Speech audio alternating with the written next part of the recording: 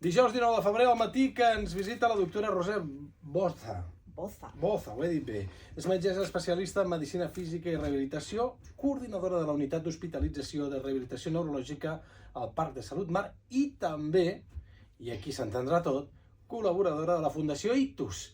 Doncs sí, ja som el dijous del mes en què ens ocupem d'una malaltia que cada any pateixen 13.500 persones a Catalunya. Doctora, benvinguda. Bon dia. Amb vostè volem parlar de la recuperació, de la rehabilitació, un cop s'ha patit un ictus. Com se sol dir, i és un tòpic que es compleix, que cada cas, cada persona, a l'hora de rehabilitar-se, recuperar-se, és un món? Absolutament cert. Veiem de tots colors. Veiem pacients que tenen conseqüències de l'ictus que són més importants, conseqüències de l'ictus que pràcticament són imperceptibles a ulls dels altres, encara que per la persona sempre qualsevol conseqüència és important. Ara ho ampliarem. La feina que fa la Fundació Ictus és possible gràcies a una comunitat de persones que decideixen fer-se amigues de la Fundació i fer aportacions periòdiques. Si us hi voleu sumar i ajudar a garantir que ningú afronti sol l'ictus, ho podeu fer a través de actua.fundacioictus.com. Dit d'una altra manera, fundacioictus.com sí, però abans feu l'actua.fundacioictus.com. Tot això en un dijous 19 de febrer.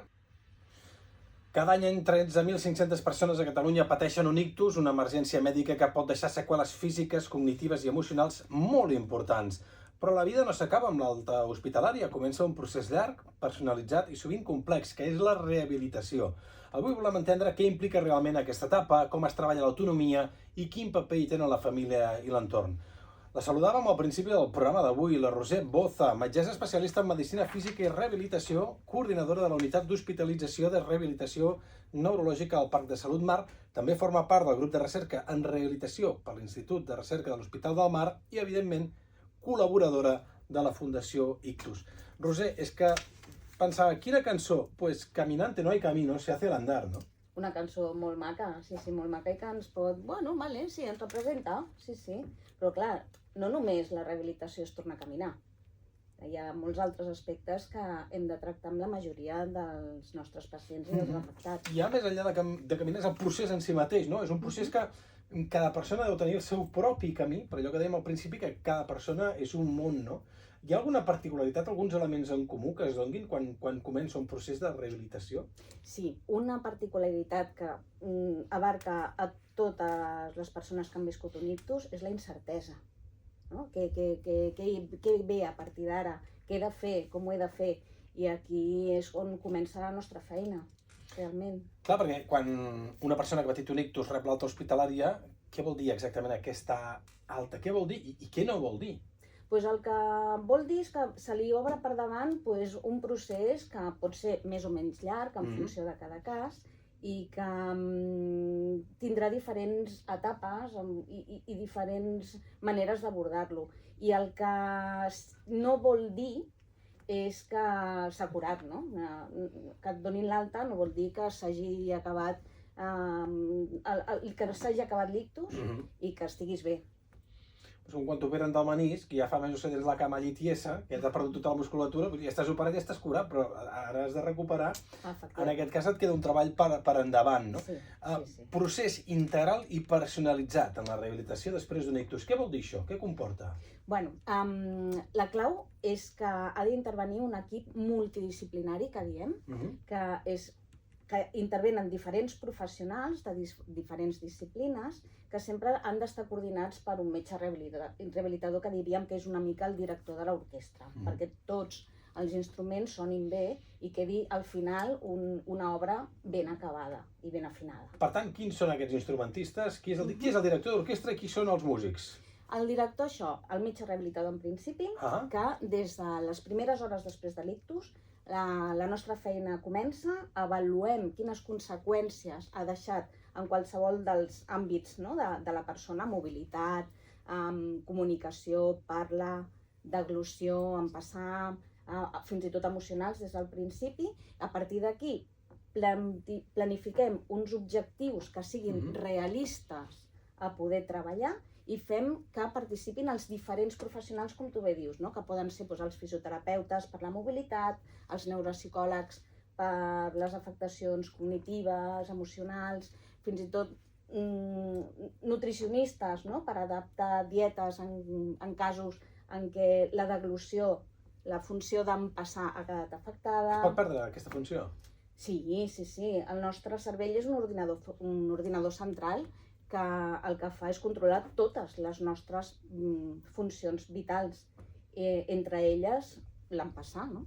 I el respirar o els batecs del cor, això va a banda? Bueno, això també té relació, però són ictus molt greus els que poden donar una afectació en aquest sentit. Per tant, tenint els moviments conscients, allò que fem de manera més conscient nosaltres... No només conscient, perquè, per exemple, la sensibilitat, el tacte, saber on tenim col·locats les diferents articulacions, saber si tenim les cames creuades, saber per quina superfície estem caminant. O si la tenim a prop del foc o del gel. Efectivament, no?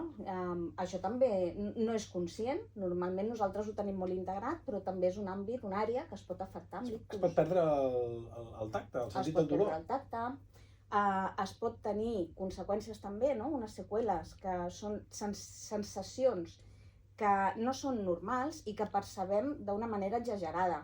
Ens poden tocar, ens poden acariciar, acaronar, i que això ens faci mal en la part que ens estan... Per què passa això, doctora? Perquè les neurones, el circuit està alterat i la informació va alterada? El circuit es trenca, no? El circuit es trenca i amb la plasticitat cerebral el que es fa és intentar que les neurones que hi ha al voltant de la zona que s'ha lesionat aprengui a fer una funció per la que no estaven preparades a priori. Sempre diem, jo sempre ho explico a les famílies d'una manera molt gràfica, no? És amb una obra d'una reforma, ara que parlàvem de la Rambla, intervenen diferents especialistes. Intervé el fuster, l'electricista, el paleta. Llavors, de treballar junts molts anys, el paleta pot fer una xapussa d'electricitat, però mai farà una feina tan fina, no? Llavors, el que treballem també és perquè les neurones adjacents a la zona que ha quedat lesionada aprengui a fer la feina d'aquella que ja no està.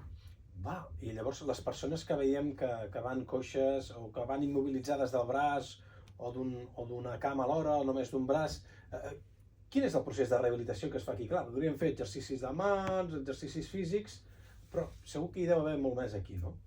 Hi ha moltíssim, hi ha molta investigació darrere de qualsevol tipus d'exercici que planifiquem i que el fisioterapeuta, en aquest cas, en el cas de la mobilitat, farà, no? El procés és llarg i és molt, ja ho dèiem al començament, és molt personalitzat. Cada moment és diferent, potser al començament la persona no pot ni aguantar-se asseguda, no? Li cau el cos cap a la banda que ha quedat afectada.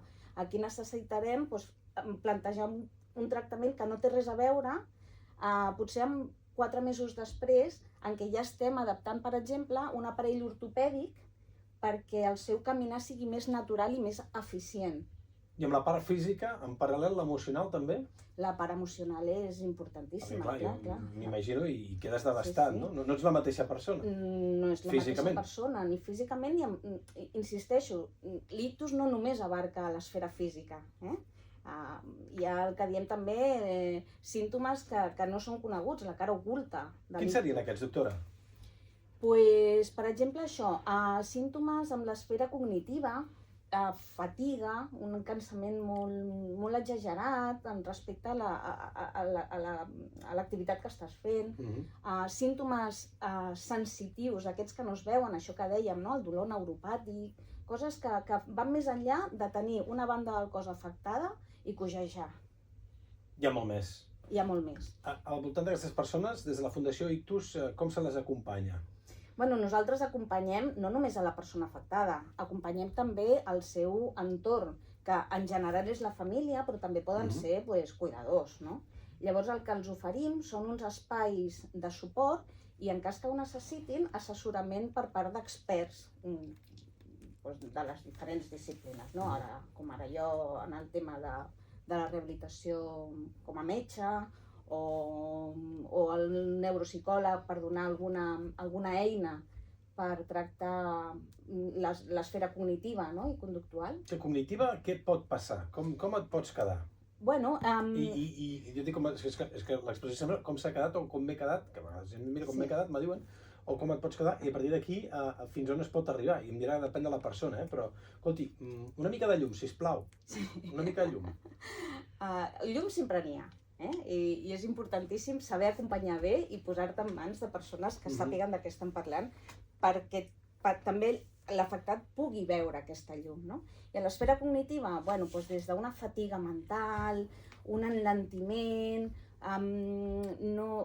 un malestar amb el soroll, amb la llum, però sobretot això, no? Com ho treballeu això vosaltres? La persona de l'equip implicada, l'especialista en l'abordatge neuropsicològic, és el neuropsicòleg. El neuropsicòleg és una superespecialitat de la psicologia. I bueno, doncs ho treballen amb diferents eines que tenen. Treballen la memòria, treballen l'atenció, tenen moltes eines per fer-ho. És difícil també explicar quines són, no? Aquí. La parla també es veu afectada amb un percentatge important dels afectats, dels pacients. A la parla intervé el logopeda. A la parla i deglució és àmbit de logopèdia. Llavors, la parla també és una funció que és molt complexa, tardem molts anys a aprendre a parlar bé. I no només pot quedar afectada la capacitat de dir coses, l'expressió, sinó també la comprensió. És a dir, que allò que tu vols dir, que ho diguis amb les paraules amb què ho vols dir. I que ho entenguis. Com? Que entenguis el que t'estan dient. El llenguatge, a part d'entendre el que ens estan dient, també hem de ser capaços d'expressar el que nosaltres volem dir. Sí. Normalment he trobat gent que els hi costa expressar què volen dir, però clar, ara que em digui que també hi ha gent que es veuen afectats i no entenen el que els estem dient, és un laberint. És un laberint. De fet, la fàscia és una de les conseqüències que ens limita més la qualitat de vida futura, no? Sí.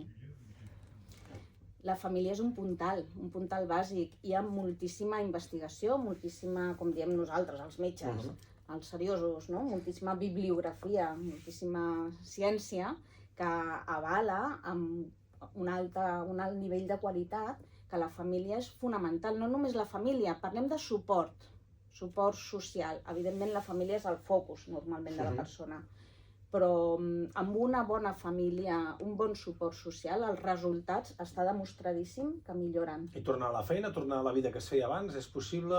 És possible.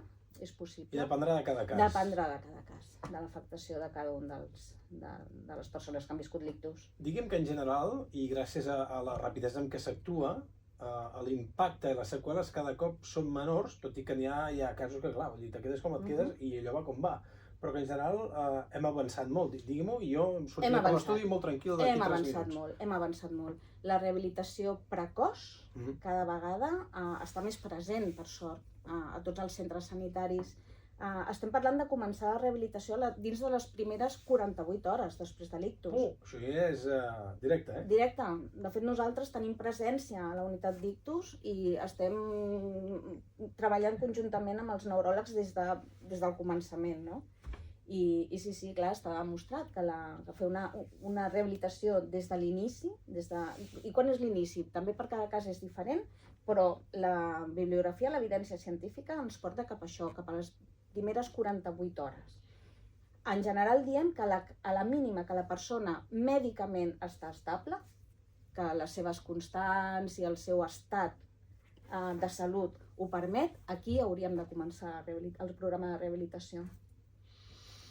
I el que deia el Jordi Pou, qui pensava molt també la família, no? L'impacte emocional de veure la família com aquella persona pateix, també, no? Sí. Pateixen perquè pateix. La família, sempre diem, la família i la persona afectada, nosaltres defensem que són part d'aquest equip multidisciplinari que aboca tot l'esforç en la recuperació, no?